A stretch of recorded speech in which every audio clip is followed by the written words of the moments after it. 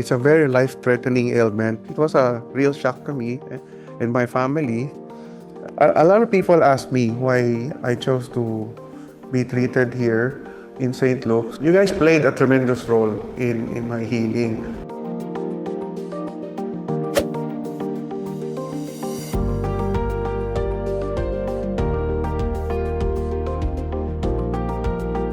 My name is Alvin Uy. I'm a patient of St. Luke's and a bone marrow transplant patient in 2023. I'm currently an executive for a home improvement company.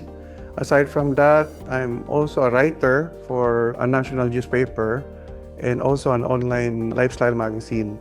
I started off as a writer for the motoring industry. So about 20 years ago, me and my partners organized the Manila International Auto Show. And my work as a writer also takes me to a lot of places here and overseas. Actually, during my 4-month confinement, I pursued my studies online. I contracted AML leukemia in 2023. I was diagnosed sometime February. For about 3 weeks, I've been coughing quite often, and I felt very lethargic weeks prior to the discovery of my ailment. Some friends saw me at that time. They already told me that I didn't look well. But when I looked at myself in the mirror, I didn't feel any changes at all.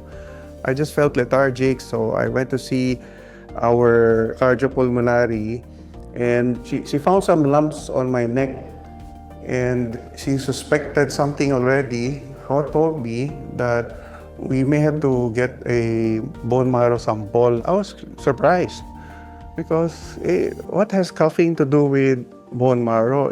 Are you suspecting leukemia? The doctor gently said, no, we just want to rule it out. Okay, fine. That's when we found out that I had leukemia. So I got referred to Doctors Nelson Cabaluna and Ina Cabaluna for advice, and they immediately recommended you should go for the best, which was Dr. Francisco Lopez. So we had a Zoom consultation. He looked at my charts, and he said, we have to act immediately if you will be under my care, and began treatment right away. It was a real shock to me and my family.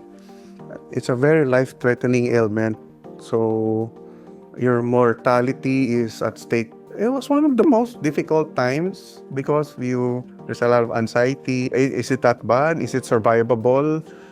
You tend to think about those things. And I was very blessed and fortunate to have my family around when we heard the news. My son, he lives in Chicago. He immediately flew out to see me. So when we were talking about bone marrow donor, we have several possible candidates because it had to be a male donor, someone from my family line. So I have 3 brothers who actually were tested also.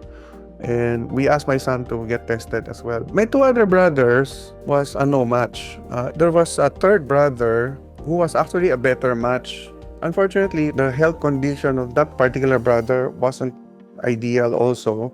So we opted for a partial match, which was my son. And of course, my son gladly obliged. A lot of people think that going through the bone marrow transplant is a very painful process. My experience in pain was only during the biopsy period, but it was a few minutes only. The bone marrow transplant nowadays is stem cell based, so it's not painful. It's a matter of harvesting through your blood system.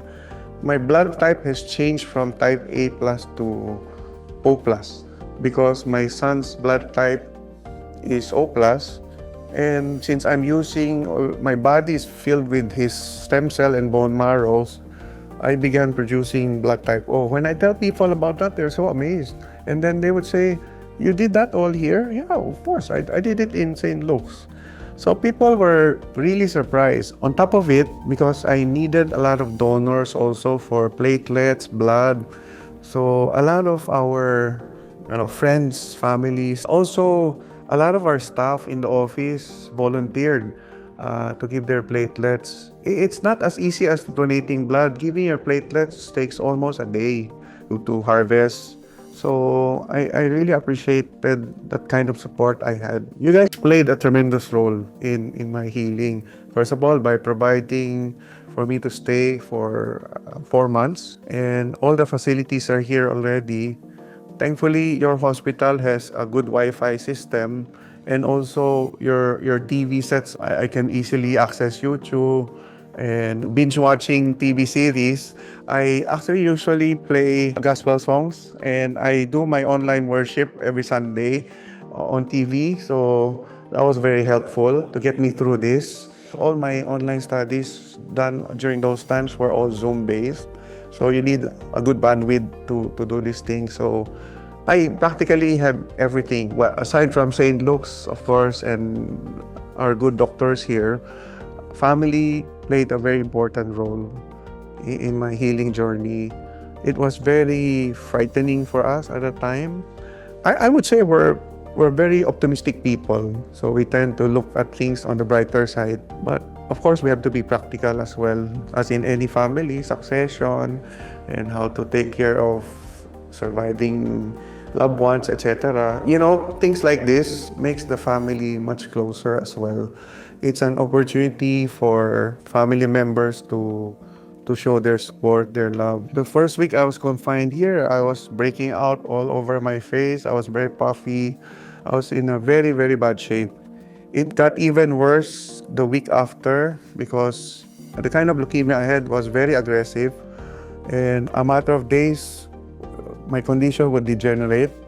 Compared to those times until now, it's a whole world of difference. If you are undergoing something that I went through, we may not want to be in this situation, but since we're in it already, it really pays to have a positive outlook, and you always maintain a good sense of humor. You cannot be discouraged. It's because of people like Dr. Lopez and the amount of care and empathy I got, not only from the doctors, but from the people at the nursing station to the wards. The level of empathy I got from people in this hospital is quite extraordinary. A lot of people ask me why I chose to be treated here in St. Luke's rather than places like Singapore, which is very popular. We felt that the level of support we can get here, it's much better because all my roots and my family members are here.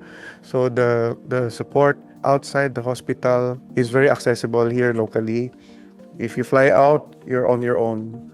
And our doctors here in your hospital also said, you know, whatever other countries can do, we can already do it here. So that gave me a lot of confidence in choosing this hospital. The JCI seal, that speaks a lot because my son is a registered nurse overseas. He would say, you know, St. Luke's, that's a world-class seal. That's a seal that's very hard to get. It's a certification that says that your facility is world-class. And I remember that when we are trying to decide whether or not to stay or to move to this hospital. There's no need to fly out and seek treatment. You have everything here. I wish to thank St. Luke's, everyone here from Dr. Francisco Lopez, his team of doctors, the people at the nursing station on the 9th floor who took care of me. There's a lot of empathy which I truly appreciate about the people in this hospital. And from the bottom of my heart, thank you.